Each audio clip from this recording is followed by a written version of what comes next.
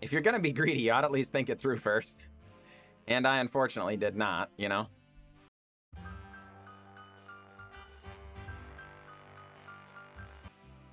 Greetings, everyone. I'm glad to be here, and I'm glad that you are here. Today's jank is in Historic, and we are trying to build a budget deck around just a single rare card, in this case. The reason this might be a better budget choice than some of our previous budget decks is some of our previous budget decks, you still need a bunch of commons and uncommons that you might not have wild cards for when you're first starting your collection, but you will come across at least one rare wild card at some point. What kind of combo deck are we talking about? Of course, it's Treasure Hunt. This deck requires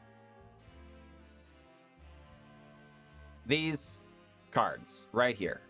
You don't even need the Reliquary Tower at all. What does this combo do, you might be asking? Well, Treasure Hunt says, reveal cards from the top of your library until you reveal a non-land card, then put all revealed cards this way into your hand. Oh yes, folks. So, when we have, whatever, 55 lands in the deck, we're going to draw, like, 15 cards with Treasure Hunt on a, you know, every time we cast it or whatever, right? And then the idea is get our library to where there's 0 cards in it. And then Thassa's Oracle reads, look at the top X cards of your library where X is your devotion to blue, which of course she has 2 devotion up there on the top. Where X is your devotion to blue, put one of them into your hand, or one of them on top of your library and the rest on the bottom in a random order. If X is greater than or equal to the number of cards in your library, you win the game. So, the general idea here, folks, is that, you know, you cast Treasure Hunt, you cast Treasure Hunt, sooner or later, you know, you mulligan first to Treasure Hunt, which sometimes, a non-zero percentage of the time, you might just mulligan all the way down to 1 and still not draw Treasure Hunt and just lose, right? That is a thing that can happen, because you have to start the game with Treasure Hunt in your hand. You can't, it doesn't matter, you could mulligan to 2, but as long as you get an island and a Treasure Hunt, you play your island, then you draw a card the next turn, and it's gonna be a land, almost certainly. You play it, and boom, you're unmulliganed, right? So it doesn't matter how low you mulligan, as long as you start with Treasure Hunt in your hand. That's fine. So then the issue is, you'll cast, once you have 3 islands in play, and then you cast Treasure Hunt, you can play Mystic Sanctuary and put Treasure Hunt back on top of your deck, so you draw it next turn, or better yet, draw it with Lonely Sandbar, cycling it away to put it right back into your hand right now, so you don't get it milled away, or something like that, right? Very strong synergy. Now, the other kind of synergy piece we have here is Reliquary Tower, just to prevent you from having to discard too much. This is entirely optional, you don't need this. As a matter of fact, I have to record this deck tech. This is the second time I recorded it, because the first time I recorded it, I actually had, what the heck, we'll just throw a Blast Zone in there, so that we could get rid of some 1-drops if we really needed to in the really aggressive matchups. It's no big deal. Because somewhere in my foggy brain, I was under the impression Blast Zone was an uncommon, it wasn't going to be a big deal. Darn it, it's a rare, so we don't want it in the main. I did, in the interest of full disclosure, play the games with Blast Zone in it, because I didn't realize it was a rare until afterwards, and I made comments about that in the game, embarrassingly enough. But just trying to be honest with you folks and fully upfront. You'll note though, I only played, or you know, I did not use it in any of the games we played at all. So the gameplay results were not skewed by having this in the deck, even though you will see it, and I will be embarrassed for it. But I'm going to just own up to my mistake and not be a fool. But here you are. That said, if you did have some, it's not a bad inclusion or whatever. But the issue is, folks, you really ought to have these 4 common lands. You really ought to have these 4 common lands, or, you know, some number of them, at least 2 or 3 anyway. The Treasure Hunts, also a commons. So you can build this deck without the Reliquary Tower. It's really not a requirement. And as a matter of fact, I didn't have the Reliquary Tower in the games you will actually see here. So For this deck, you need a single copy of Thassa's Oracle. That's what you need. And darn it, you can get some blue spells cast complete things and everything. And you'll note I am playing this in Mythic for these games. So without further ado, let's get to some gameplay. I will see you after the video. All right, folks, here we are up against Anaston. And yep, we're gonna mulligan. Okay, yeah, we'll absolutely hang on to this hand. We are on the draw, which isn't great, but darn it, I think this is fine.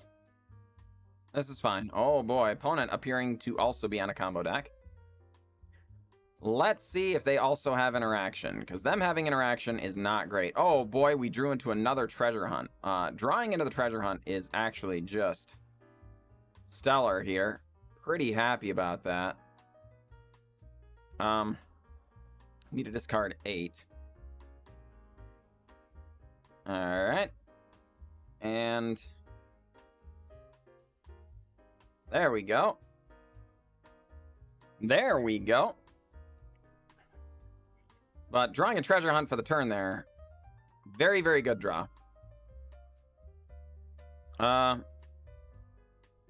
Alright, so let's start on treasure hunt. Alright, we draw into our Oracle. And let's see. Yep. Gotta make a normal land drop and just pass. Sure, going to discard an island and a Mystic Sanctuary. Thank you very much.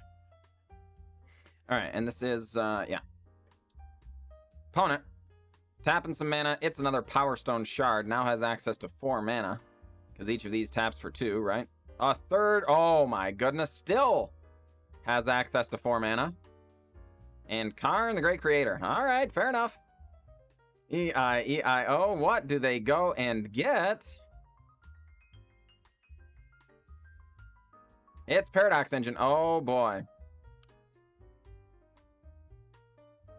Alright, I don't think we can actually win here, folks. Alright. Because I think our opponent's just going to go off next turn. We'll see. But, oh boy, never mind. Does that do it? It does! Alright! So, as it turns out, folks, that's a good game. That was a very lucky draw. But, darn it, that's the way ball bounces sometimes, I guess. GG, opponent, GG. It was an honor.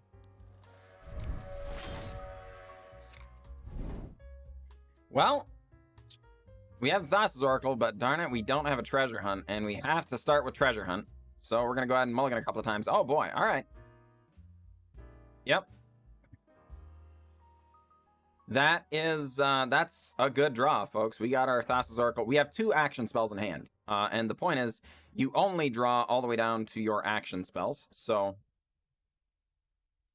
being on the draw against any opponent, not particularly ideal. Oh boy, we drew into another treasure hunt. That is fantastic.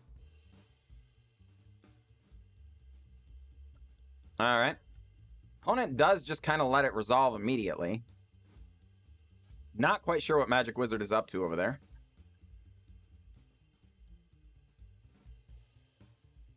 All right. Kaya, Orzhov Usurper coming on down. All right. Yeah. Going to eat up our cards. That is, you know, annoying, but not the end of the world.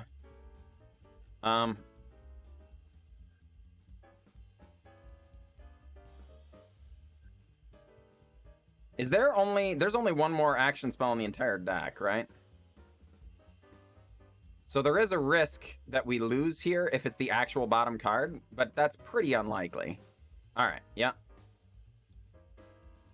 So, next, end the turn. We've got to discard a whole bunch of cards, folks. That is, and the clicking on specific cards when your hand is this large is a pain in the old backside. We need to discard a million. This is one of those times when having the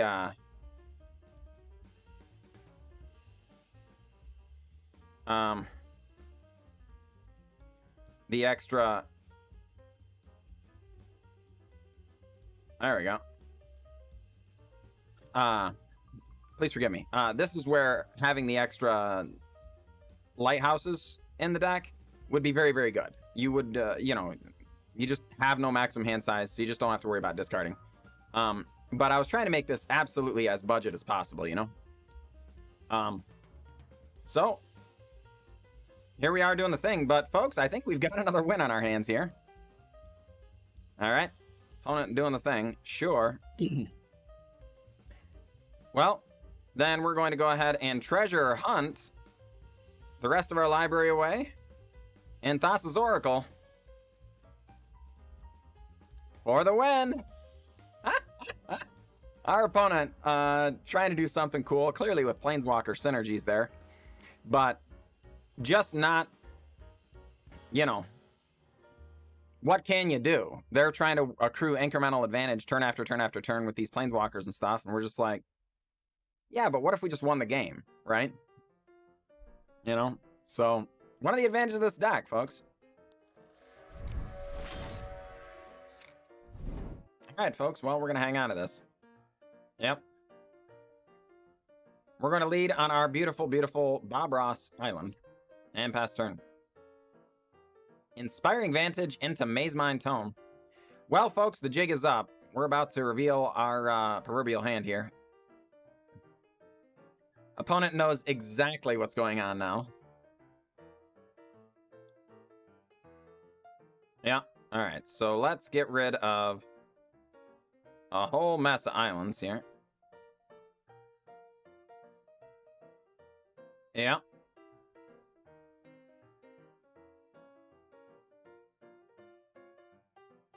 All right. 14 cards. All hitting the bin.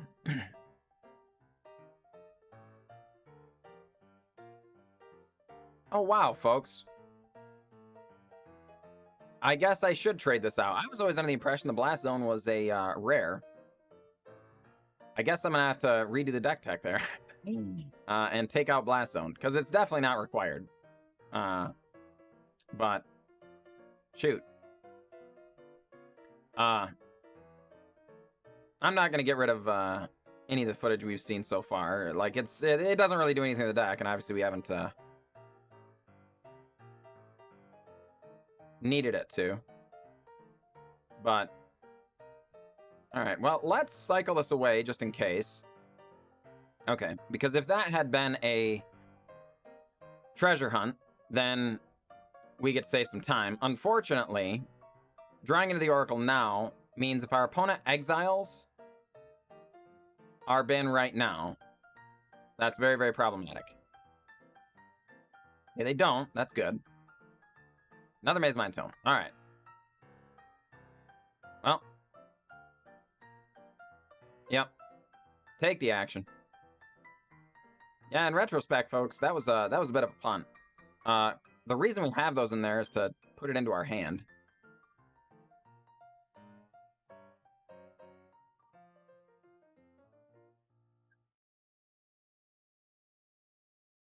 I got greedy. And unfortunately, if you're going to be greedy, you ought to at least think it through first. And I unfortunately did not, you know. But alas, here we are. Fortunately, our opponent's trying to win slowly. What was it? Chandra Awakened Inferno goes to the bin. Alright. Treasure hunt. All the things hit the hand.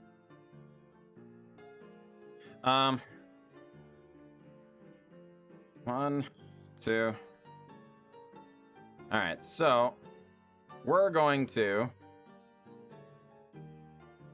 Mystic Sanctuary back the treasure hunt.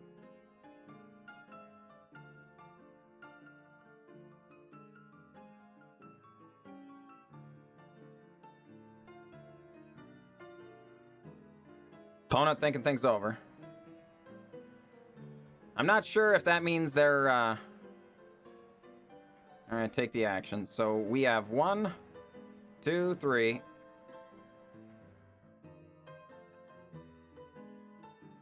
Yeah, okay. That's what I thought. All right, so let's draw the card.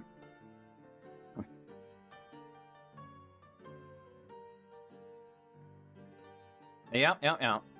Pox Life thinking things over.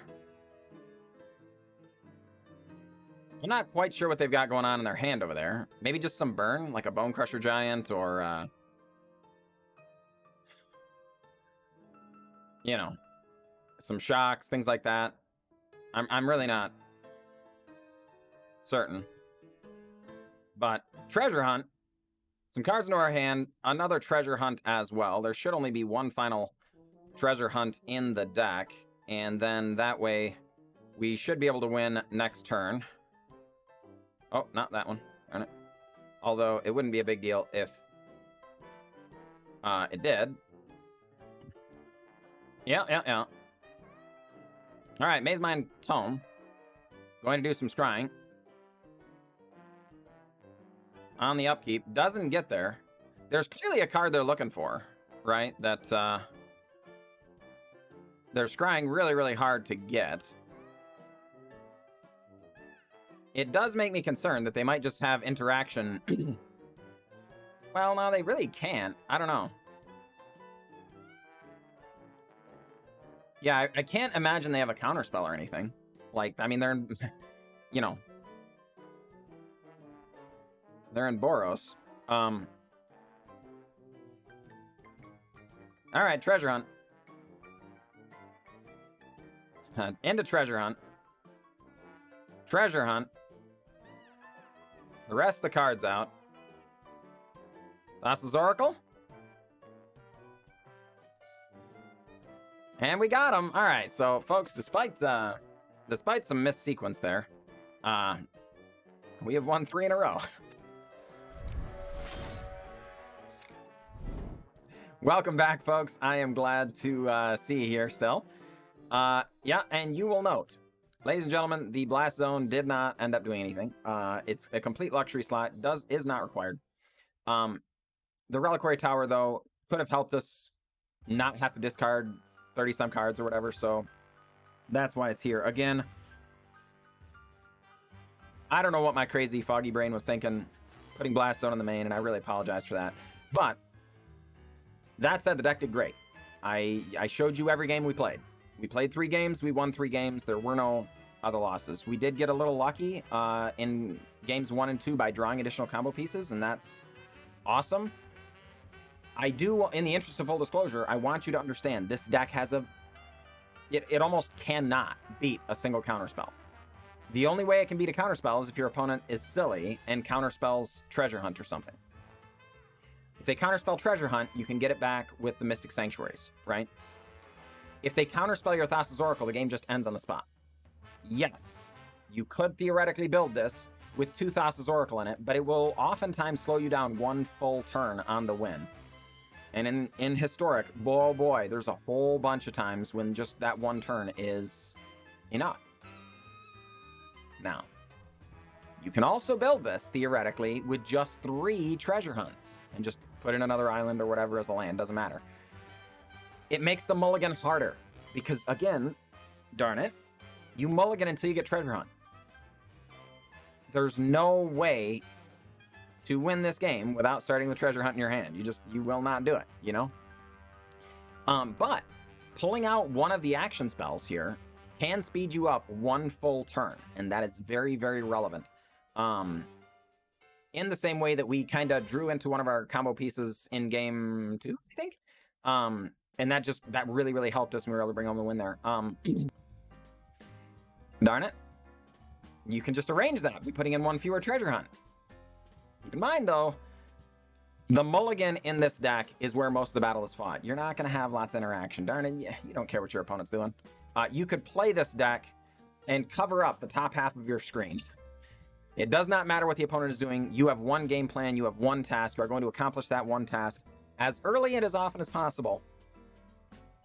And if the opponent interacts in too meaningful a way, then you're just going to lose. So, you know, I don't advocate for this deck for highly interactive and exciting gameplay. But if you're a combo player on a budget, here you go. That's what this video is supposed to be for, is helping folks who are getting their newly developed arena accounts, you know, to get some wins on them and stuff, right? So, darn it. There you go.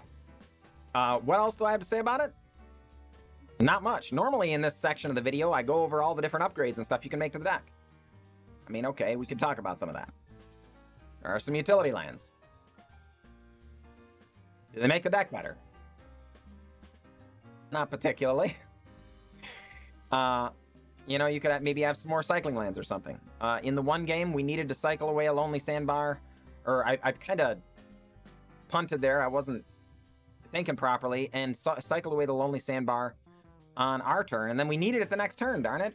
No! You know, like an idiot. So having more cycling lands could have meant I was able to keep another one in my hand. So that could potentially help. Again, there wouldn't be too many wild cards to invest in it. So shoot, you might even have them laying around, right? So there could be that. That said, I think keeping it pretty simple is the name of the game in this deck. So as far as the upgrade path, mulligan better, I guess. You know, I don't know what to tell you. It is what it is, right? So that said, I really do appreciate everybody who tuned in. I know normally you watch these games and you're like, I want to see some really crazy, you know, builds and stuff from John Likes Games. And, you know, this is hardly the first budget treasure hunt deck, treasure hunt deck people have ever built. Again, my goal here, though, is to help people. So this is the best I got. Here you go. But that said, I do have a Twitch stream. You can come and see me on my Twitch stream 5 days a week.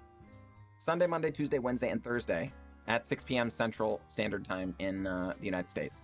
So come on out and see us. I'd love to have you. And I will catch you all next time.